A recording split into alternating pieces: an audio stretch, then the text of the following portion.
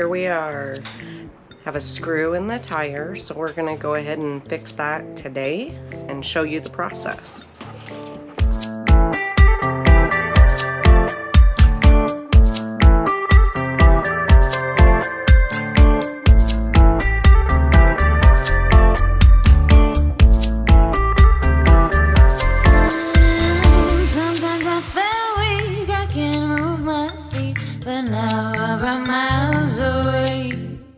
So we understand that not everybody is going to have an impact on the trail. So we're also going to show you the difference, like with pair of pliers and stuff. So let's get into it.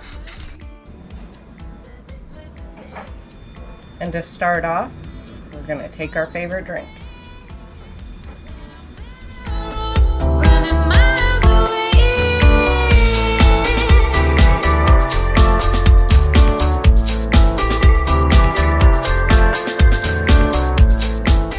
We're gonna do is take the plunger and we're gonna stick it in, rough up the edges, and start by pulling one of the plugs out.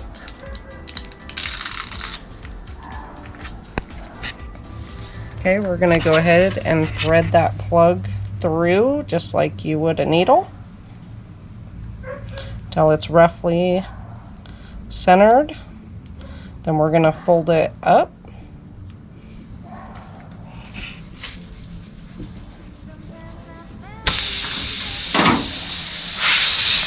Then we're going to go ahead and plunge it into the tire.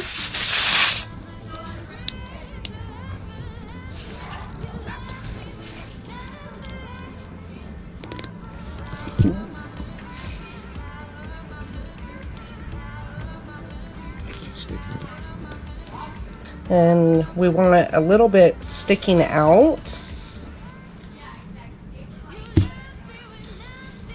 Okay, and then the last part is to trim the excess off.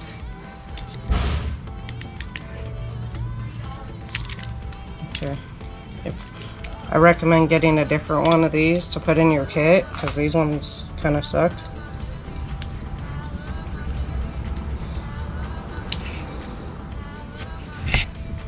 And that's how you plunge a tire. Okay, so now that you have seen how to plug the tire, I wanted to kind of tell you a few other things. Let's say that you're out on the trail and you puncture your tire with a stick, you can do the same thing. Even if you get kind of a rip in the tire when you're out on the trail, you can also plug it with multiple of those plugs. So these are the tire deflators by Barricade. They come in a pouch like this, so you can have them in a handy spot. Each one of these goes on each one of your tires to deflate.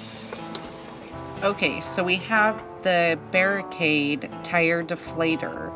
These ones you preset, screw on, walk away.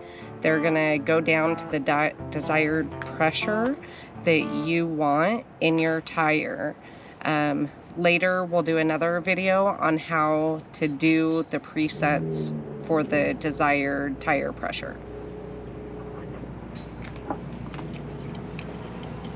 So first of all, we're gonna go ahead and take the cap off, and then we're gonna go ahead and take the Barricade tire deflator and we're going to go ahead and screw it on, and you can hear it's already releasing pressure out of the tire, and then you can just walk away. So now that we're at the desired pressure that we want, we're just going to go ahead and screw it back off, and now you're ready to go out on the trail. Don't forget to replace your valve cap. Next thing that we're going to dive into is the Smittybilt tire deflators and how they operate.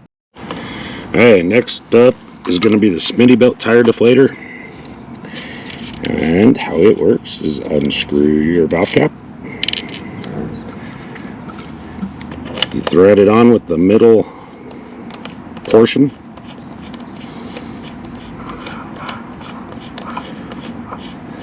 Thread it on all the way. So the middle portion that he was talking about is right here. This piece, you turn it till you feel it engage the valve core. Then slightly pushing down, you turn it to unscrew the valve core. And it'll usually pop up once the valve core is out. Then you bring this collar up to let the air out. Obviously that's noisy. And to check your pressure, you push the collar down. So I'm going to run you through it, but you won't be able to hear anything other than air. So pull up to let air down, push down, or pull up to let air out, push down to check your gauge to see what pressure you're at.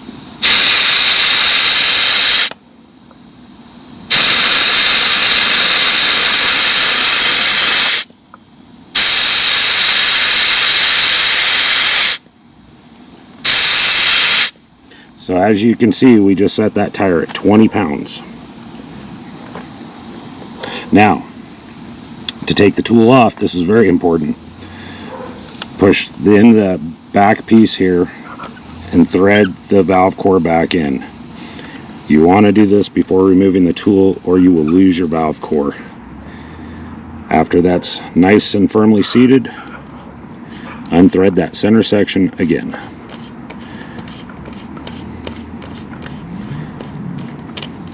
Replace your valve cap and move to your next tire.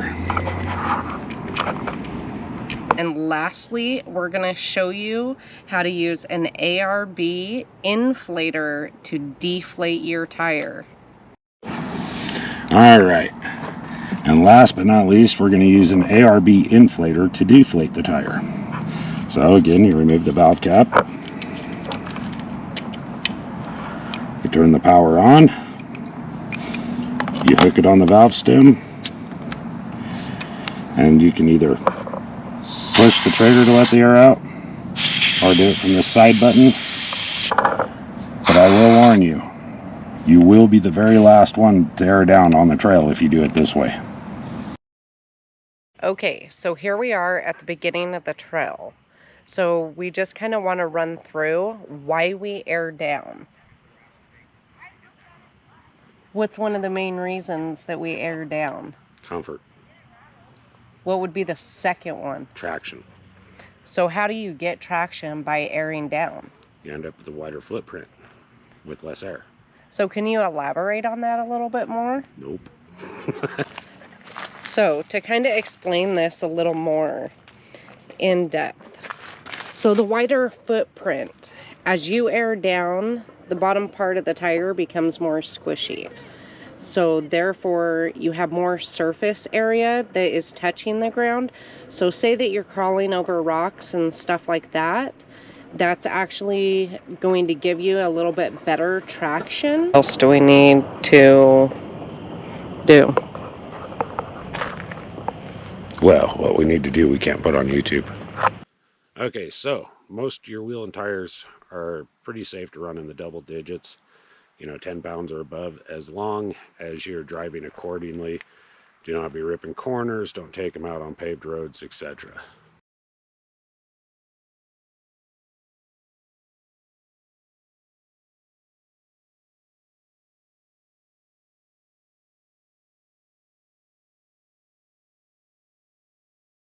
That you want to keep in mind, as you can tell, it's gotten dark out on us. So when it comes to airing up, bring a flashlight, bring a headlamp, something so you can see what you're doing. Because as you can tell, it's pretty dark. So when trying to air up your tires, you're going to have a little bit of difficulty. So by having that light, it's going to make a big difference. You're going to be able to see what you're doing. So just keep that in mind.